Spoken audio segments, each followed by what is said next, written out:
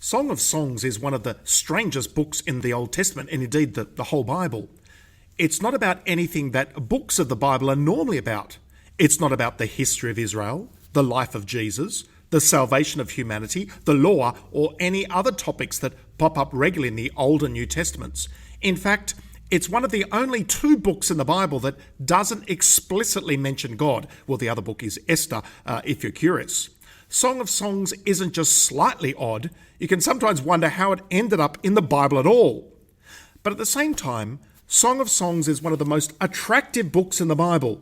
It's a love poem in the form of a dialogue between a man and a woman who are clearly besotted with each other. In this sense, it's a deeply human book about a topic all of us are interested in: love. Moreover, you don't have to scratch too far beneath the surface to realize this poem is not just about love, but sexual love. Whatever else may be, this man and woman are clearly more than just good friends. For this reason and many others, Song of Songs has proved a firm favourite with readers for as long as there have been lovers or would-be lovers, which is forever. And yet, despite its intensely human and intimate focus and its lack of any direct reference to God, Song of Songs, like the rest of the Bible, is ultimately about Jesus. The Apostle Paul tells us that all the promise of God find their yes in him, that's Christ. And Song of Songs is one of those promises. In its intimate depiction of human marriage, Song of Songs gives us a glimmer of that passion and self-sacrifice which all human marriage is a foretaste. The passion and self-sacrifice of Christ for the world. In that sense, it truly is the Song of Songs. It is truly the best song ever. Now, as we commence our sermon series, you might be feeling a little bit awkward or even anxious about a series on a Bible book that's so openly about romance and sex, especially if we're doing it in a group, if we talk to each other in a Bible study or if over Zoom. Now, the awkwardness may only be compounded if you happen to be a single person. What could a book like Song of Songs possibly have to say to me, you may be wondering. But I hope that by the end of this sermon series, well, right from the start, you'll see that despite its specific and often explicit content, this is a book for everyone. Single or married, it's good for us to talk about romance, sex, and marriage in a safe context, and to hear God's good words for us on these matters and contrast that to the messages of our world. It's also a book for all of us, single or married, because Song of Songs is ultimately about the gospel, not just about marriage, and the gospel matters for everyone. So with all this in mind, let's dig into this. Let's think more about this book. Now, as we come to the opening parts of the book, we're introduced in 1 verse 1 that this is the book of Solomon's Song of Songs. As a result, we might conclude either that Solomon wrote the book or that he is the he of the poem, or both. However, neither is likely. It's unlikely that Solomon is the he of the song. First, although sometimes Solomon is explicitly mentioned, he never speaks. Secondly, in chapter 8, we read the explicit distinction between Solomon and the man, where the king tries to buy the woman's love, and the woman rejects him in favour of her beloved.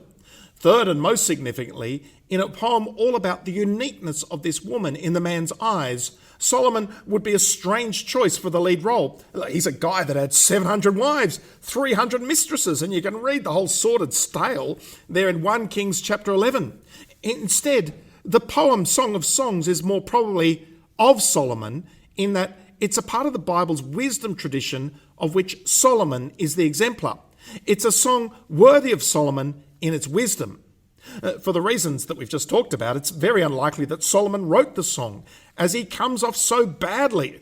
If anything else, the song functions as a critique of Solomon's sexual habits. We had women on tap. The man has eyes for only one woman in the Song of Songs. In this sense, the song is almost like a satire on Solomon's life. It shows that Solomon made so many bad mistakes. Solomon may normally be an exemplar of wisdom, but in the case of sex, he could learn a lot from the shepherd and his Shulamite. The author, probably wisely, remains anonymous. I mentioned earlier the discussion that God is not mentioned. on the one hand, that's the case, but there's a word in chapter 8, verse 6, which literally translates as flame of Yah.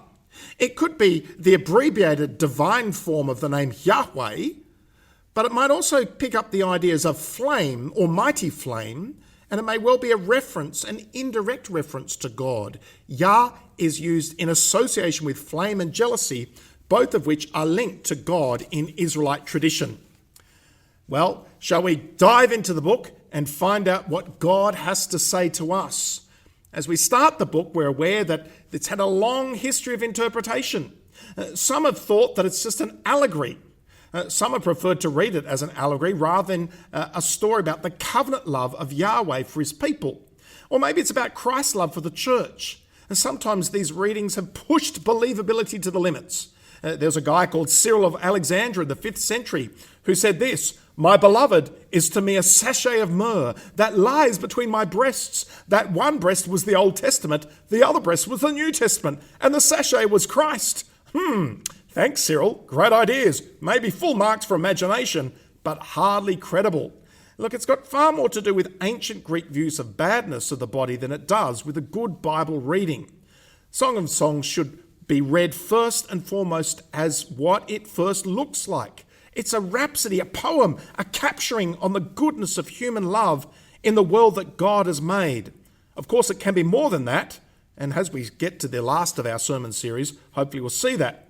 But let's dive in and see what God's got to say to us.